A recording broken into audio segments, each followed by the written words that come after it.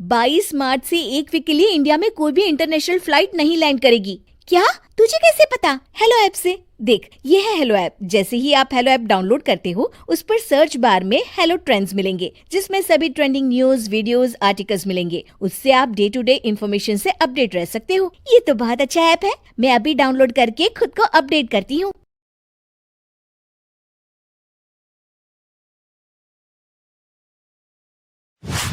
सुगंधा और उसकी सास कांता के बीच एक अजीब सी जंग रहती थी। ये जंग थी किचन में कौन ज्यादा अच्छा काम करेगा और घर के सदस्यों के दिल जीतेगा। और उनकी इस जंग में हमेशा कुर्बान होते थे उनके दोनों पति। कैसे? आइए देखते हैं इस किचन पॉलिटिक्स की कहानी में। एक दिन किचन में, माँ जी, आज मैं बना रही हूँ मेथी की सब्जी। इस खाने से घर वालों के पेट की सारी समस्या खत्म हो जाएगी। और मैं बना रही हूँ तड़के वाली छाछ, जिसे पीते ही गैस की समस्या कभी नहीं होगी। दोनों अपने अपने खाने को लेकर टेबल पर पहुंच जाती हैं। तभी सुगंधा के ससुर उसकी बनाई सब्जी की तारीफ कर देते हैं।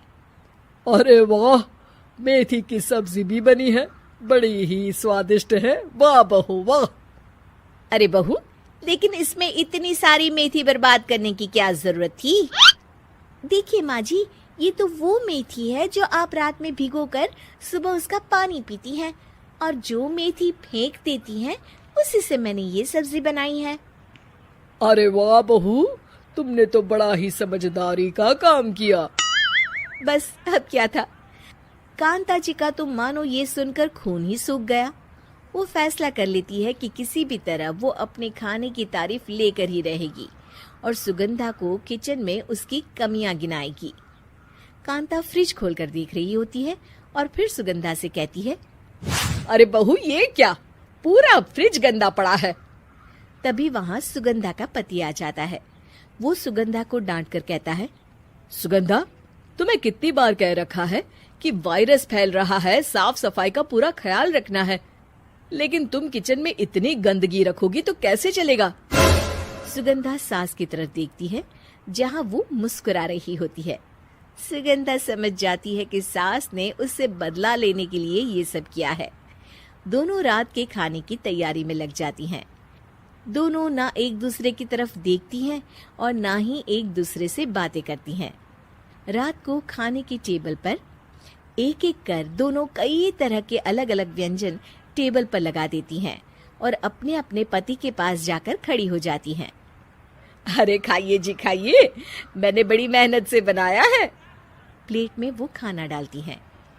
सुगंधा भी दोनों की प्लेट में खाना डालते हुए कहती है, बड़ी ही मेहनत लगी है इस खाने को बनाने में। हाँ, दोनों को ना चाहते हुए भी सारा खाना खाना पड़ता है।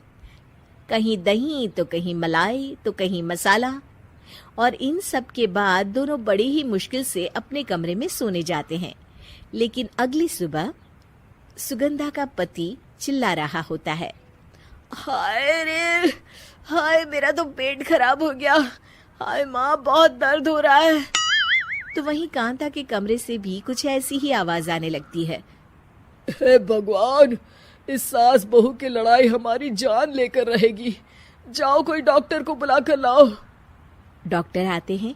दोनों को देखकर कांता और सुगंधा से कहती हैं, देखिए, आप दोनों इन्हें खाने में हल्का ही दीजिएगा। हो सके तो रात का खाना जल्दी खाया करे और वॉक किया करे। इतना कहकर डॉक्टर वहां से चले जाते हैं। जिसके बाद एक बार फिर से दोनों बहुएं किचन में जाती हैं और खाना बनाने में लग जाती हैं।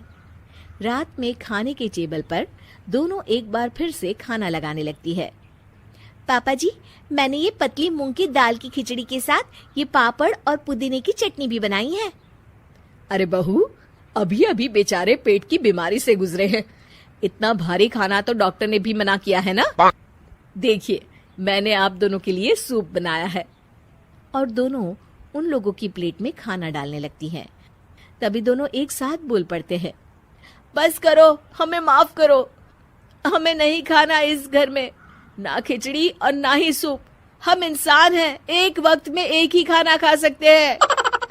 बस करो, हमें माफ करो, हमें नहीं खाना इस घर में। ना खिचड़ी और ना ही सूप। हम इंसान हैं, एक वक्त में एक ही खाना खा सकते हैं। इतना कहकर वो दोनों वहां से चले जाते हैं। कहानी का अंत। आप लोग उम्मीद कर रहे होंगे कि अंत में सब ठीक हो जाएगा। नहीं जनाब, अगर सास बहू के बीच सब ठीक हो जाए तो आप ये सीरीज देखे ही क्यों? तो मजा लीजिए इस चैनल में सास बहू से जुड़ी कहानियों का, क्योंकि ये ऐसा रिश्ता है जिसकी मिठास उसकी खटास में हमेशा ज्यादा ही रहती